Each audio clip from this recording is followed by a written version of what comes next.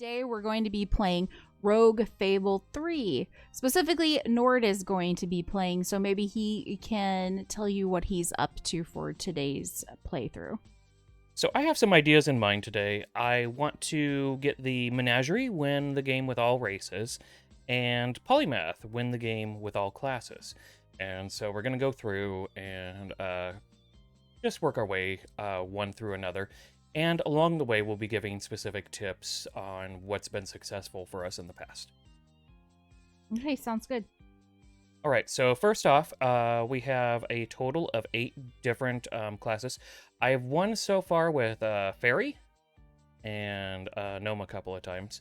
So, with that as a given, I could start with Human. It seems kind of boring. I mean, no offense, humans, but it seems kind of boring. I kind of want to skip the Ogre because I don't like not being able to do diagonal at the beginning, but maybe I can work with that.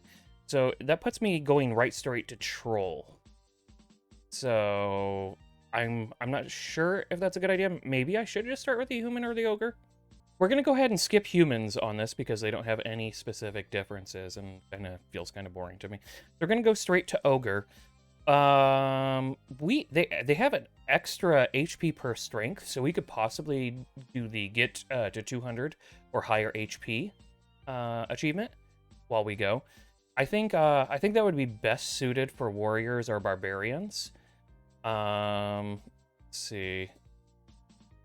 Let's go. The warrior's easier since I haven't done a warm up. Let's go ahead and go with warrior because it's the easiest class in the game. All right. So why is warrior the easiest class?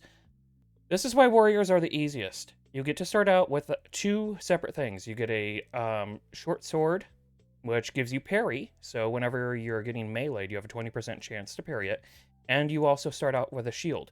Nobody else gets this, that I'm aware of, unless something's changed, nobody else gets to start out with 2 slots. So if you're looking for an easier start to the game, since it can be pretty difficult, going warrior is a pretty good start. You get to start out with 72 hit points as well. Biggest disadvantage, look at this ability power. Like, you get pretty low ability power, and as you can see, it's not associated with one of the things that you have equipped. It's just a base negative ability power in the game. So you could if you wanted, go Ogre, some type of caster, but you're going to be at a disadvantage. So anyways, we're going to go ahead and get started with this. And I'm going to try to remember that C is the interface, because I haven't played stuff in a little while. Since our achievement is to try and get as much HP as possible, we're going to be using these potions. I think we went from 72 to 75 to be getting our HP up in the first place.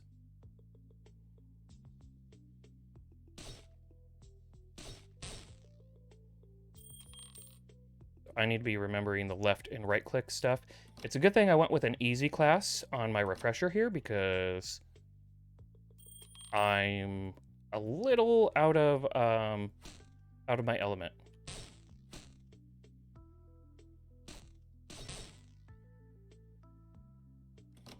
But, we're likely to have something here. We'll go around it. Let them come to us, kill them. We're gonna let them stand on top of this so we can get a crit. That's something to pay attention to. You have unstable terrain in game. So unstable terrain, physical attacks against unstable characters are always criticals. You can use that to be able to burn them down quicker, taking advantage of them standing on that unstable terrain. We'll go into here later. Go ahead and clear this out. It's, likely to be rats.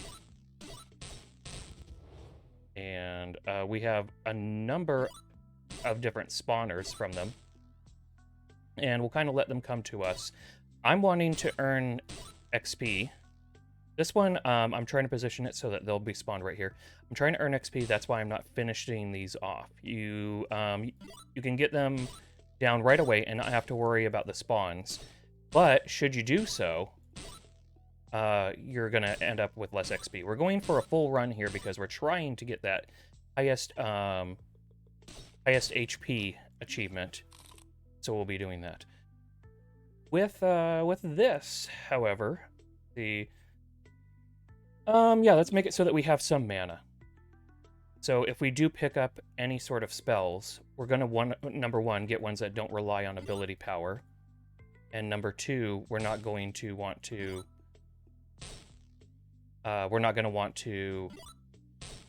depend on them too much, because it is obviously not our strength. So we're spawning this one so that they land on something that we're going to be able to all the way down. I just hit the E because I wanted to make sure that we had completed the exploration of this entire area. Since it says exploration complete, we know that that's true. We're going to go down to the next stage.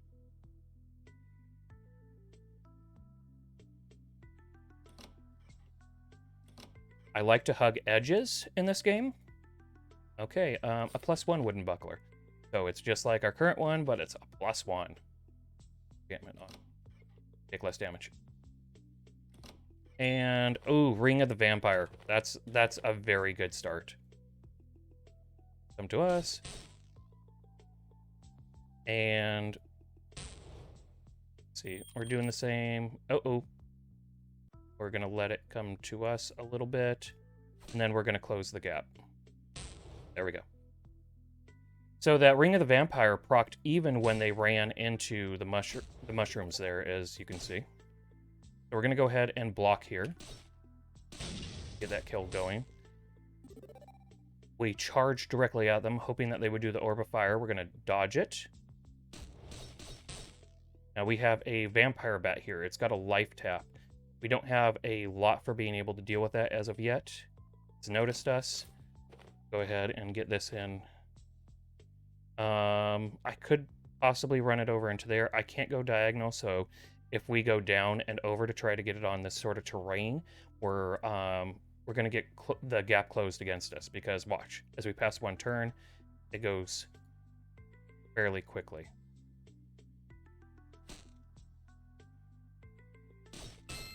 There we go.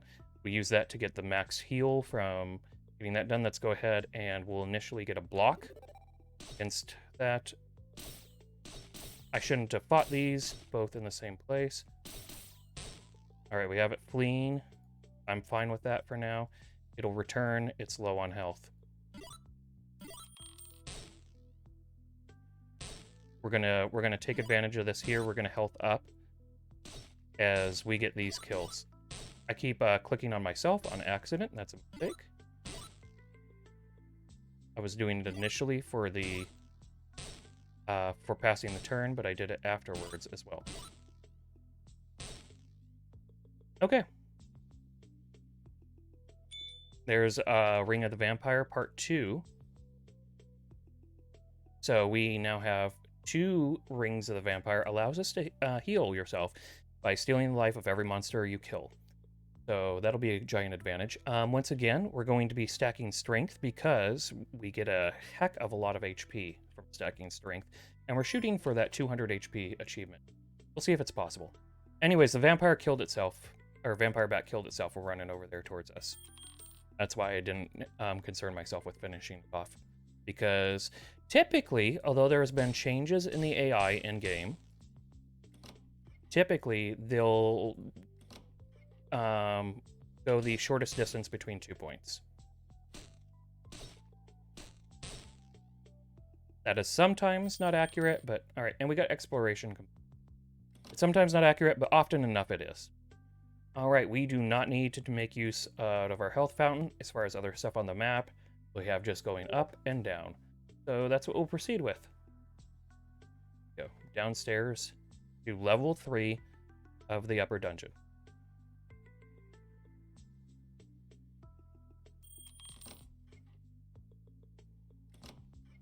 These corridors work pretty well for us since we're focused on melee in the way that we are. And okay, I'm just gonna start WASDing a little bit more because I am making bad click choices.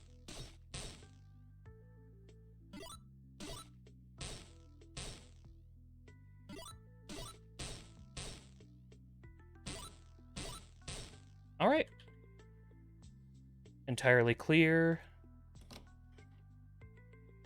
we go. Let our friend come to us. We're going to block up. And Good. All right, this being a double wide, sounds like I'm talking about a trailer. This being a double wide entrance here, likely indicates that we're going to have a larger room. I think there, yep, we'll likely have some casters here and some stuff over here. Some of these are fairly formulaic, especially early off, or in some of the levels that are almost predetermined. All right, let's see if he's gonna. Yep, orb of fire. Go around it. There we go. All right, we got a lot of bats. We're gonna run some of them into the stuff.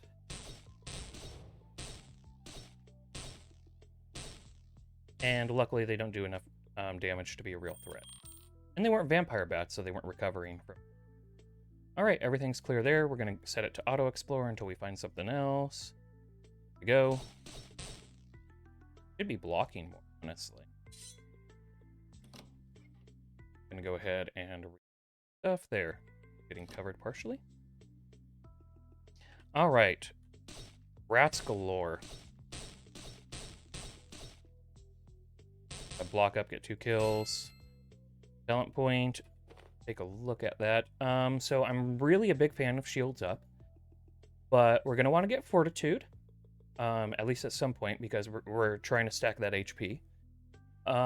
Shield block grants innate block enemy melee or. See, what I really want us to start working towards is having something for range. So if we improve shield block right here, it's going to do 200% damage rather than 160, and it's going to have a lower cooldown. I'm a big fan of that. I would go weapons mastery if we had a better weapon currently. Recovery's great. Don't need it quite yet, though. So yeah, let's just go shields up. It's good defensively. It's good offensively. Gonna go ahead and pop it, get that down. Easy foods stuff. Continue the auto explore. We've got a fully completed exploration here. We're gonna go to stage 4. So once again, I'm gonna hug the edges. That shields up. Got almost a full kill. Nice. Go do some auto exploring until we find stuff. All right.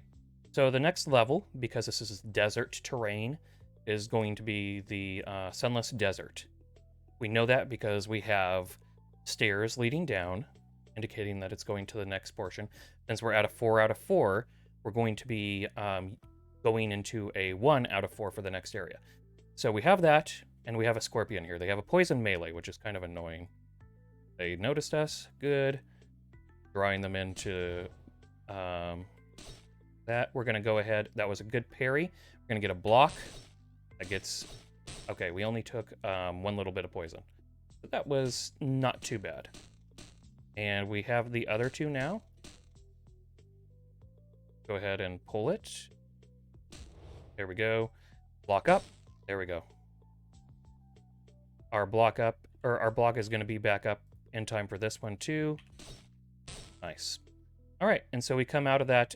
Fighting poison and fighting frozen can both be very difficult as a warrior, depending on what you have.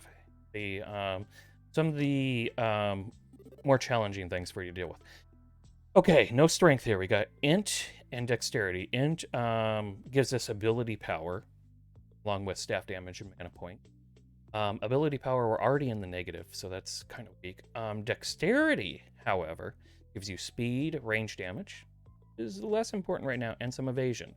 So dexterity is definitely what we're going to go with it, especially as it'll be our first speed point too. So the way speed points work, you hit shift, and that's when you access your speed points. So like if I had 4, I could go down to here, 5, 6, 7. Since I only have 1, I can only use my speed points to get to right here. So without using a turn, I could speed to right there. Classes that depend on speed are like the Rogue and the... Let's go back around the corner, put these on. The Rogue and the... Right, we got friends. Let's go ahead and take it down. the rogue and the ranger. They both depend heavily on speed.